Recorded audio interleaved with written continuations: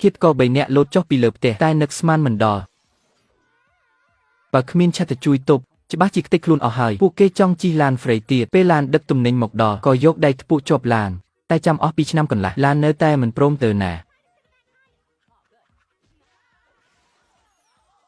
ពួកគេក៏ឈប់ធ្វើជាឃាតករគាត់ធ្វើជាជាងជួសជុលពេលកាន់អាឡើងចិនដាអាថតភ្លេចបិទកុងតាក់អាចិនដាដាច់ជាពីរមិត្តភក្តិខឹងចង់វីវាដូនជីសាក់រូបមកដល់ញួរហោះចេញទៅបាត់ក្បាលញួរហោះសំដៅពី3ក្បាលដូនជីគាត់ភ្ញាក់ព្រឹកតែម្ដងពេលនោះជុំធំលើដំបូលបានធ្លាក់ចុះមកធ្លាក់ចំពីលើដងខ្លួនដូនជីពេញទំហឹងធ្វើឲ្យគាត់សន្លប់បាត់ស្មារតីភ្លាមពេលឃើញថាមានរឿងធំកើតឡើងពួកគេក៏ប្រញាប់ចុះមកជួយសង្គ្រោះតែភ្លេចថាចិនដាបានបាក់បាត់ទៅហើយពួកគេក៏ធ្លាក់មកសង្កត់ដូនជីម្ដងទៀតវាមិនទាន់ចប់ត្រឹមនេះទេពេលនោះអាម៉ុញងាកទៅមើលឃើញបរិះក្បាលទំពេកទម្ងន់300ផងចិត្តទ្រាំលែងជាប់ហើយបើធ្លាក់លើដូនជីច្បាស់ជាចប់ពួកគេក៏បំរុងអូសដូនជីចេញតែបែរជាបុកក្បាលរ៉ូប៊ីណេទឹកងាកមកវិញបរិះទំពេកក៏ធ្លាក់ចុះមកធ្លាក់សង្កត់លើដូនជីពេញទំហឹងអ្នកទាំង3ភ័យស្លន់ស្លោដើម្បីជួយដូនជីឲ្យដឹងខ្លួនអាមួកអង្កាញ់ក៏ជិះទឹកដាក់ចប់បាត់លើកនេះដូនជីសន្លប់បាត់ស្មារតីពួកគេប្រញាប់ទៅរកមេដូនជីដើរមកពាក់កណ្ដាលផ្លូវក៏តាក់ជើងចិនដាដួលអ្នកនៅលើចិនដាក៏ធ្លាក់មកធ្លាក់ចំដូនជី3នាក់ទៀតពួកគេងាកមើលទាំងឆ្ងល់កណ្ដាលវាចំហ៊ានធ្វើរឿងបែបនេះក៏ស្ទុះទៅគ្រប់ក្បាលបរោះនោះបាច់សក់ចេញមួយកំប៉ោយរួចក៏បុកបរោះនោះដួលចាប់ផ្ដើមធ្វើបាបគ្រប់បែបយ៉ា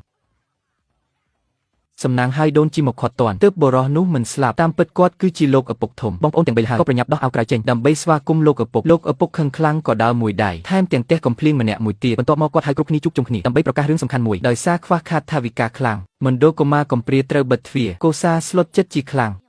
បើបិទមែនតើក្មេងទៅណាលោកឪពុកប្រាប់ថាលុះត្រាតែរកលុយបានចំនួន$83,000ទើបអាចបន្តបើកទៀតបានក្នុងនាមជាបរិះតែ3នាក់ពួកគេក៏សម្រេចចិត្តទទួលខុសត្រូវសង្គ្រោះកន្លែងនេះអ្នកទាំង3ក៏ចេញដំណើរទៅរកលុយនៅឯទីក្រុងដើម្បីសន្សំលុយធ្វើដំណើរពួកគេជិះរើមកឆ្នៃខ្លួនឯងហើយឡានសុំជិះតាមពេលធ្ពក់ជាប់ឡានភ្លាមអាម៉ៅក៏ឃើញបញ្ហាណែអាត្រងោលបើកង់របូតចេញពីដៃចង្កូតអញប្រកាសជាទប់មិនជាប់ទេអ្នកទាំង3បន់ព្រះតាមផ្លូវរហូតអូសមកដល់ក្នុងក្រុងតែការរកលុយមិនងាយស្រួលទេព្រោះពួកគេទៅមកក្រុងលើកដំបូងគ្មានជម្រើសឡើយពួកគេដើរទះស្គរពេញផ្លូវព្រមទាំងព្យួរផ្លាកនៅមាត់ទ្រូងឲ្យតែមានអ្នកឲ្យ$83,000ពួកគេហ៊ានធ្វើគ្រប់យ៉ាងមិននឹកស្មានថាមានសំណាងមែនស្រីស្អាតម្នាក់នេះបានដើរមករកពួកគេនាងថាឲ្យតែជួយរឿងមួយចំណាយពេលតែ10នាទីខ្ញុំនឹងឲ្យ$83,000មានរឿងល្អបែបនេះដែរមិនមែនឲ្យសម្លាប់មនុស្សទេដឹងមិនឲ្យសម្លាប់ប្តីខ្ញុំយេហើយពួកគេភ័យចង់ងាប់ពួកគេប្រកែកថាគ្រាន់តែរកការងារមិនមែនជាគិតក៏ទេអ្នកមកខុសកន្លែងហើយបរិះក្នុងឡានទ្រាំមិនបានក៏ចុះមកប្រាប់ថាខ្លួនជាប្តីព្រោះគាត់មានជំងឺមហារីកមិនចង់រស់រងទុក្ខទៀតទើបចង់បញ្ចប់ជីវិតមុនពួកគេហើយអាណិតខ្លាំងណាស់ចុះចង់ស្លាប់បែបណាដែរលួចចូលបន្ទប់ខ្ញុំពេលយប់យកភួយខ្ទប់ឲ្យដាច់ខ្យល់តែហាមបើកភ្លើងដាច់ខាតហេតុអ្វីមិនឲ្យបើកភ្លើងព្រោះចង់ស្លាប់បែបភ្ញាក់ផ្អើលចង់បានបែបភ្លាមមែនទេអ្នកពិតជាឆ្លាតណាស់មើលចុះមានគេជ្រុះលុយពេលអាពុកមាត់ងាកក្រោយគេក៏បុកវាខ្ទៀតតែម្ដងភ្ញាក់ផ្អើលទេបងប្អូននឹកស្មានមិនដល់មែនទេមិនទាន់ងាប់ទៀតមែនទេតែមីងមីមិនព្រមសឹងលុយនាងបើកឡានរត់ចោលបាត់ពួកគេក៏តោងឡានតាមដល់ផ្ទះដើម្បីទារលុយតែមិនទាន់ទាំងនិយាយផងមេការប្រាប់ថាមិនទាន់ងាប់ទ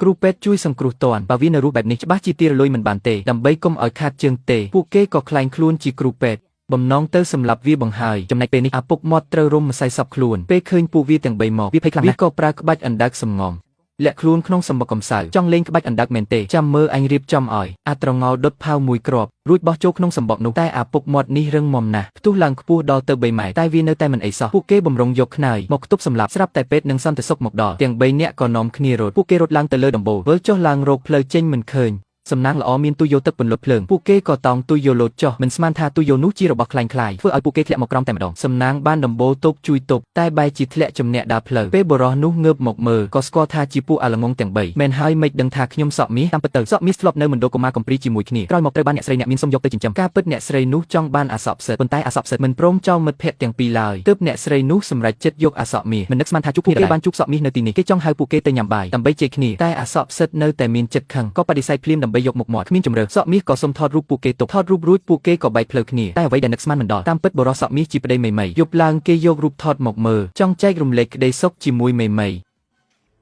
ធ្វើឲ្យមេមីភ័យឡើងស្លេកមុខមិនឆ្ងល់ទេដែលពួកគេឲ្យលេខ3មកធ្វើបាបយប់ប្រឡប់តាមពិតមានន័យបែបនេះសោះចំណែកឯអាម៉ូកូក៏នឹកឃើញមុនចេញមកនិយោឲ្យលុយ72រៀលពួកគេចង់យកលុយនេះធ្វើជាដើមទុនបំរុងនឹងចាប់របរដាំដុះម្ចាស់ហាងថាដាំអ្វីបាននឹងពួកគេក៏យកត្រីទៅដាំក្នុងទីលានគោតែពួកគេឆ្ងល់ខ្លាំងណាស់ថាហេតុអ្វីដាំអ្វីមិនបាននឹងចំណែកពួកគេវិញបែរជាបានរួចយ៉ាងច្រើនព្រមទាំងប៉ូលីសមកដល់ទៀតបងប្អូនទាំង3រត់បាត់ជើងសព្រាតែបែរជារត់ចូលផ្លូវតសំណាងហើយមានទ្វារដែកមួយដឹងថាក្បាលទំពេករឹងពួកគេក៏លើកអាទំពេកឡើងពុកទ្វារដែកមួយទំហឹងតែម្ដងអ្នកទាំង3រត់ចូលមកពួនមិនខ្វល់ថាជាកន្លែងណាទេក៏ចាប់ផ្ដើមបន្ទោសគ្នាទៅវិញទៅមកបាទ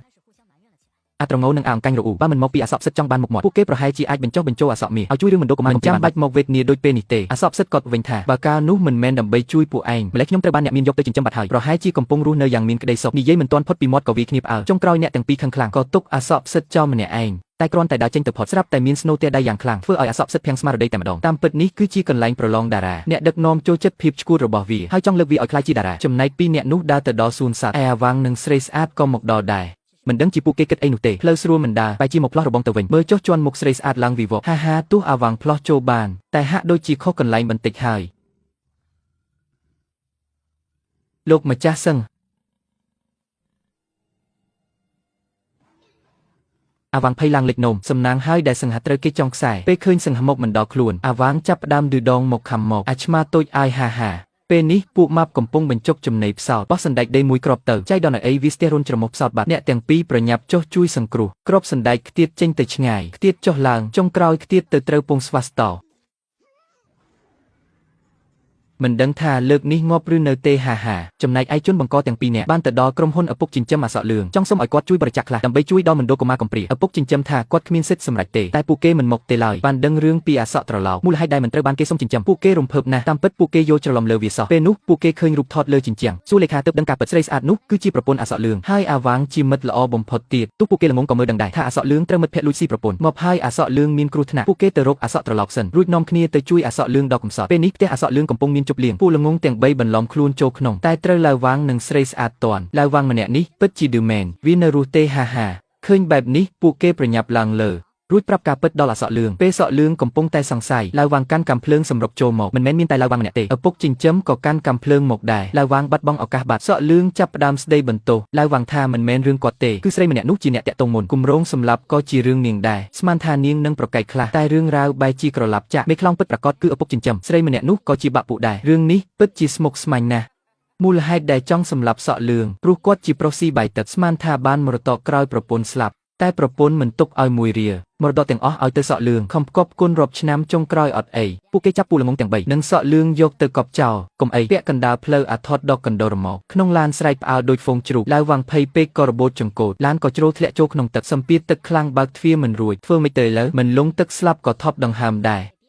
ពេលនោះអាថតស្រាប់តែបញ្ចេញខ្យល់ក្បាលផ្សិតសួររោគដែលកេះភ្លាមដែលគេគ្មានទេមានតែឈើគូសក់រួញដកឈើគូសការពារទឹកមកក្បាលផ្សិតក៏អុជឈើគូសភ្លាមយសូតែផាំងផ្ទុះឡើងតែម្ដង